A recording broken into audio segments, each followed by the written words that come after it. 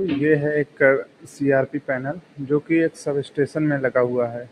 तो इस CRP panel में क्या-क्या चीज़ें लगी हुई हैं, कैसे काम करता है और उनके फंक्शन क्या हैं, उसके बारे में हम जानेंगे। तो ये एक सब स्टेशन में लगा हुआ है। ये है कैपेसिटर बैंक, 2 अलग-अलग हैं और 2 ट्रांसफार्मर बाहर लगे हुए हैं, तो उनसे ये सीआरपी पैनल लगा हुआ है। सीआरपी पैनल का फुल फॉर्म होता है कंट्रोल रिले पैनल। यानी इससे हम बाहर के सभी इक्विपमेंट जैसे कि सर्किट ब्रेकर, आइसोलेटर और ट्रांसफार्मर, उसके लिए कंट्रोल के लिए ये सीआरपी पैनल लगा हुआ है। तो ये 2 अलग-अलग कैपेसिटर बैंक है, इसलिए एक पैनल ये है उसके लिए और एक कैपेसिटर बैंक के लिए ये है।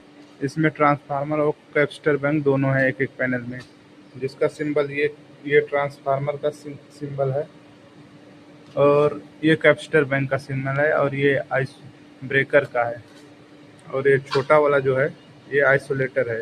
यानी ये आइसोलेटर फिर ब्रेकर फिर उसके बाद आइसोलेटर दोनों, फिर ट्रांसफार्मर, फिर कैपेसिटर बैंक, फिर ब्रेकर। तो चलिए देखते हैं इस सीआरपी पैनल में क्या क्या लगा हुआ है। ये अगर हम एक पैनल में समझ लेते हैं तो सेम सेम ये दूसरे पैनल में भी लगा हुआ है, तो आप समझ जाएंगे।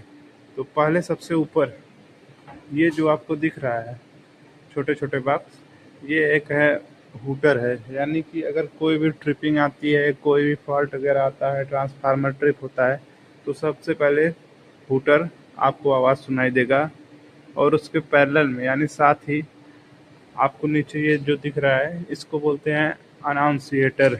यानी जो भी कुछ ट्रिपिंग वगैरह आई है तो उसका यहाँ पे नाम लिखा हुआ है। ये इसमें से एक लाइट ग्लो करने लगेगी जो भी ट्रिपिंग आई है, जैसे कि कोई रिले ट्रिप हुआ है, ट्रांसफार्मर में कौन सा फॉल्ट आया है उसमें वो दिख जाएगी हमें।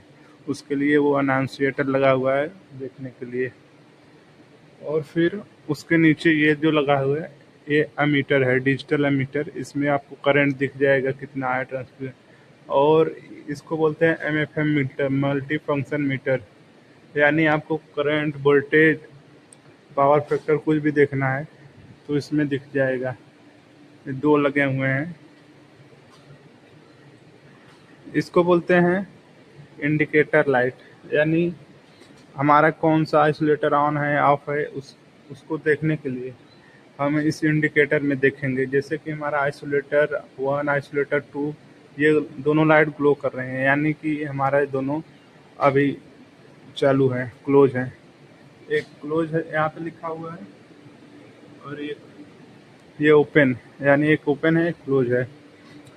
और उसके नीचे आएंगे तो हम देखेंगे, इसको बोलते हैं रिले। 1 2 3, एक पैनल में 3 रिले लगा हुआ है। तो रिले में क्या होता है कि कोई भी प्रोटेक्शन जो होता है वो रिले सबसे पहले सेंस करता है, जिस और ट्रांसफार्मर को ट्रिप कराने का काम करता है। तो इसमें देख सकते हैं ये अर्थ फॉल्ट ट्रिप लिखा है, प्रोटेक्शन ट्रिप। यानी ट्रांसफार्मर में अगर अर्थ फॉल्ट या कुछ भी फॉल्ट आता है तो इसके लिए ये रिले लगा हुआ है। और दूसरे रिले में है differential protection trip, over current trip, trafo fault trip, protection trip. इतने फॉल्ट के लिए ये रिले लगा हुआ है। और कैपेसिटर बैंक के लिए ये रिले लगा हुआ है। इसमें आप देख सकते हैं ओसी ट्रिप, कैपेसिटर अनस्टेबल, ओवरलोड, बहुत सारे ट्रिपिंग के लिए कैपेसिटर के लिए ये रिले लगा हुआ है। और इसके आगे हम देखेंगे ये जो स्विच दिख रहा है इसको बोलते हैं LR switch, local remote switch. जिसमें आप देख सकते हैं एक चाबी भी लगती है इसको घुमाने के लिए। और उसके सामने देख सकते हैं इस आइसोलेटर ब्रेकर के लिए इसको बोलते हैं टीएनसी स्विच। इसको घुमाते हैं क्लोज ट्रिप करने के लिए ये स्विच लगा हुआ है। तो इसका काम क्या होता है एलआर स्विच का, अगर ये लोकल में रहेगा तो हमारा टीएनसी स्विच काम यहाँ से करेगा। अगर हम इसको रिमोट में कर देते हैं, जैसे कि इधर रिमोट लिखा है, इसको अगर रिमोट से कर देंगे तो हम इधर से ऑन ऑफ नहीं कर पाएंगे किसी भी ब्रेकर या आइसोलेटर को।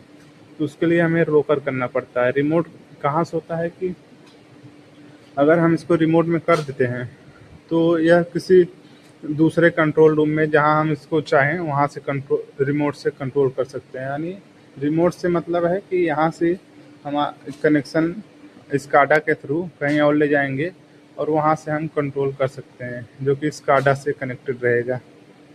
तो उसके लिए ये है, इसमें देख सकते हैं ओपन और क्लोज लिखा हुआ है, यानी हम इधर घुमाएंगे तो ओपन हो जाएगा और इधर घुमाएंगे क्लोज हो गए।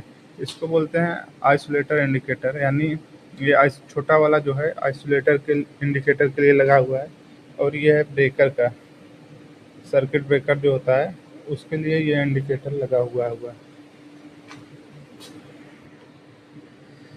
ब्रेकर के आगे देखेंगे कि यहाँ भी एक आइसोलेटर लगा हुआ है, यहाँ भी आइसोलेटर लगा हुआ है, और उसके नीचे फिर एक ब्रेकर लगा हुआ है। तो इस प्रकार से इस पैनल में आपने देख लिया कि क्या क्या लगा हुआ है। ज़्यादा जो चीज़ इसमें लगा हुआ है सेम चीज़ इस पैनल में लगे हुआ है। पहले है अनाउंसिएटर, उसके ऊपर है अपना फूटर, फिर है एम्पियर मीटर, उसके बाद एमएफएम मीटर, फिर इंडिकेटर, फिर उसके बाद लोकल रिमोट स्विच है ये दोनों, ये है टीएनसी स्विच, इधर भी लोकल रिमोट, फिर टीएनसी स्विच है।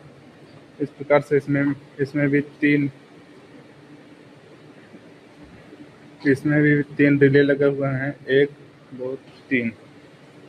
अब आइए देखते हैं इस पैनल के अंदर क्या है।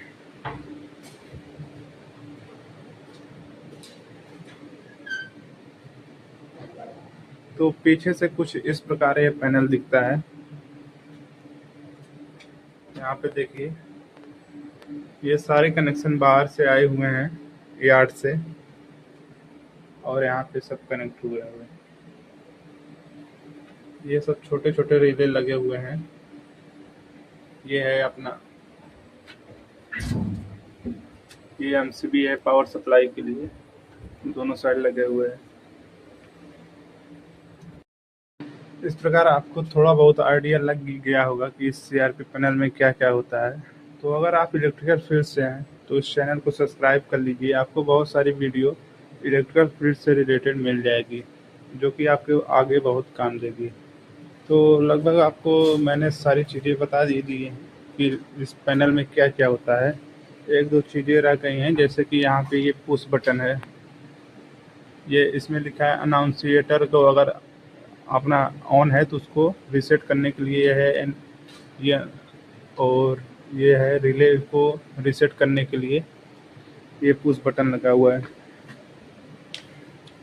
ये जो नीचे दिख रहा है आपको, ये भी सुपरविजन रिले, इसमें बहुत सारे रिले लगे हुए हैं जिसका अलग अलग काम होता है, और ये सब रिले इस मेन रिले से कनेक्टेड होते हैं, जो कि प्रोटेक्शन रिले इसको बोलते हैं। तो लगभग मैंने सारी चीज़ें आपको बता ही दिया है, और भी कुछ चीज़ें छूट जाती हैं तो मैं आपको आगे के वीडियो में बता दूंगा।